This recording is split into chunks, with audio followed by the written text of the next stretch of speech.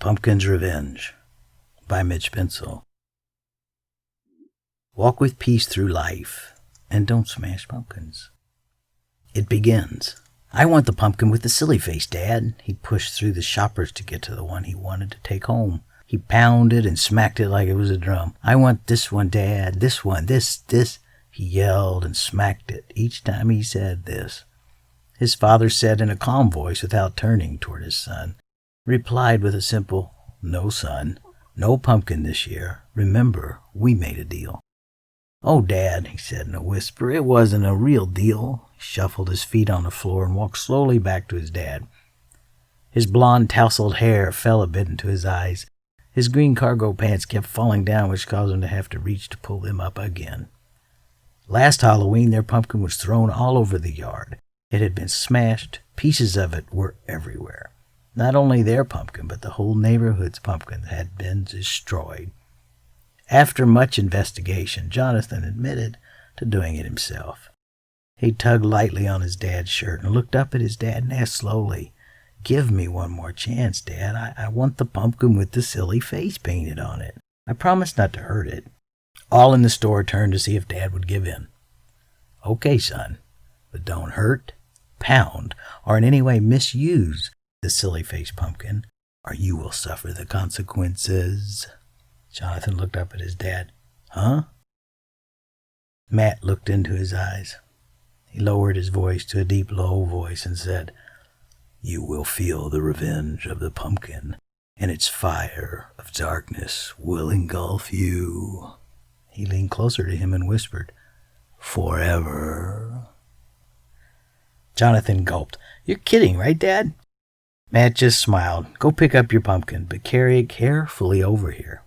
He lowered his voice once more and made a scary face. "Remember, you have been warned." Jonathan walked slowly over to the pumpkins. He glanced back at his father and smiled. He's just trying to scare me. He picked up the silly face pumpkin, whispered to it as he picked it up, "I will smash you." His words were stopped in his throat. He couldn't speak. "Hey!" A voice from a whisper circled him. Jonathan knew he heard a sound soft like the wind. He got chills all over. "Huh?" He looked at the pumpkin, then walked toward his dad. "Nah, it was nothing." He kept the pumpkin close and tried not to be afraid. When they reached home, they unpacked the car, and the great pumpkin was the first thing out. The air seemed a little cooler than it had been.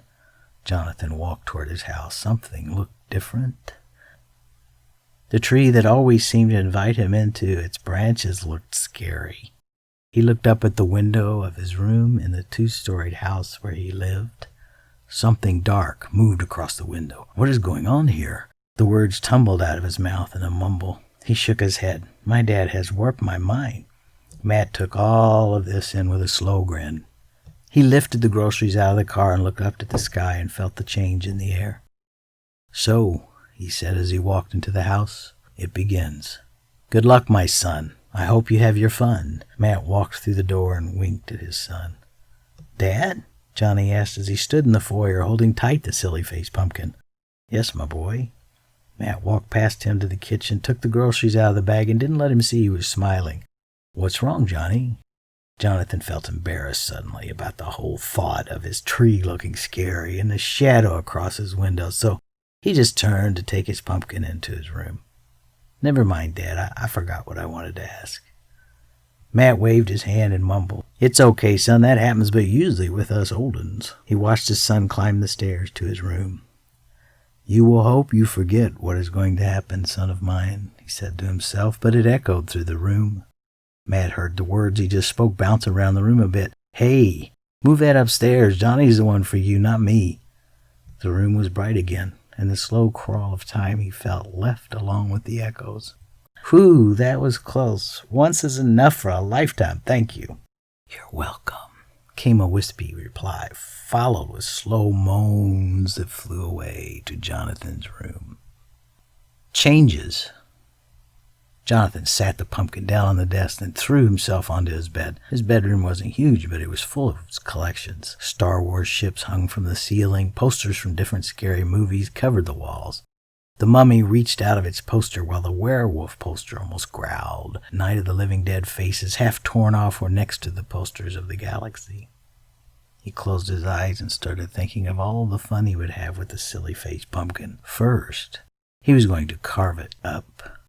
Take that silly face off, making it as scary as possible. Then when it got really late, he was going to take it out in the street and smash it to pieces.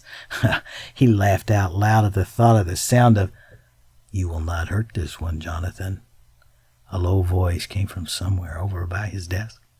Jonathan sat up quickly because the voice sounded real and was in his room. "Dad?" Jonathan's breath was fast. He sat up and lowered his feet to the floor. Something soft brushed against his shoulder, then across his face. He tried to call for his dad, but the sound that escaped his lips, just a low growl, came out of him. "Hello, Johnny. It's time to play this night of Halloween. Are you ready?" He tried to respond or to make some kind of sound. He had covered his mouth with his hand and could not remove it. The only sounds were his screaming mumbles. Matt was reading a book in the den, and he heard Jonathan run down the stairs. "Jonathan, slow down and take your hands away from your mouth and talk to me." He watched his son struggle to speak. It had begun. He was gasping for air and finally spoke. "Dad, something really weird is going on up in my room. I heard sounds." He slumped to the floor in a daze as he spoke. "My mouth said something I didn't say, and Matt lifted Jonathan back to his feet. "It's okay, son. You are just tired and excited at the same time about tonight's trick-or-treating." He looked calmly into his son's eyes and said, "Just remember it's all in fun. Just like your love for scary movies and books. It's your hobby, remember?" He patted Jonathan on the head and sat back on the couch. Without a glance toward his son, he whispered once again, "Remember, be nice to the pumpkin or suffer the consequences." He looked at his dad and went back up to his room. He knew his dad was messing with him. There was nothing to be afraid of. His body seemed different as he walked up the stairs to his room. His movements were slowed down. It became difficult to walk. Be nice to a pumpkin. What is wrong with my father? He stumbled up the stairs. His feet didn't want to move right. He looked down at his feet. Whoa! What happened to my feet? He had the feet of the mummy in his poster. They were wrapped in cloth and were weak. Too many years sitting in that poster. He fell into his room and looked at the poster of the mummy, but it wasn't in the poster. It was gone. He looked in the mirror and screamed in silence. He grabbed at what was his face, empty sockets where his eyes should be, a mouth of teeth, no lips, no skin, just teeth. He stumbled over to the pumpkin, tried to reach for it, but was slammed back into his bed by 1,000 hands that swept him up and tossed him. Silence filled the room. The air returned to normal around him. He sat up, grabbing at his legs and his feet, then felt his face frantically. Everything was normal again. What just happened to me? His voice sounded different. He walked to the pumpkin and leaned toward it and glanced at it. He slowly touched its surface. You are just a pumpkin, plain pumpkin, and my imagination is making all of this happen. He slid his hands down the sides and back up, then whispered, "Tonight, when it's late, I will." He stopped and saw his hands were covered in long hair. He pushed back his sleeves and saw the hair move up his arm. His skin moved and grew lumpy under the hair. Pain shot through him. He ripped his shirt open to see his chest with clumps of hair. The hair of a werewolf? He pushed his face against the mirror and saw what his eyes couldn't deny. Oh my! He sat hard on his bed in shock. Then, unable to control himself, he let out a long, loud howl. Matt heard the howl and knew it was getting worse. "I hope to see you soon, my son," he said, then looked at the floor. "Learn from them and come back to me." Sometimes if the child was too stubborn and refused to change his smashing pumpkin ways, they were forever doomed to the land of the smashed and undead pumpkins. Matt would soon not see the effects or hear what his son was going through. He sat up. "Come back to me, son, or I will never know you existed." Time slowed around him, and all knowledge of the pumpkin curse was removed from his memory. Matt remembered nothing and would not understand anything his son would say about this night of horror, until and unless his son could fight the demons of Destroy. A small bit of fun from the book Pumpkin's Revenge. Maybe look it up. Buy one if you dare.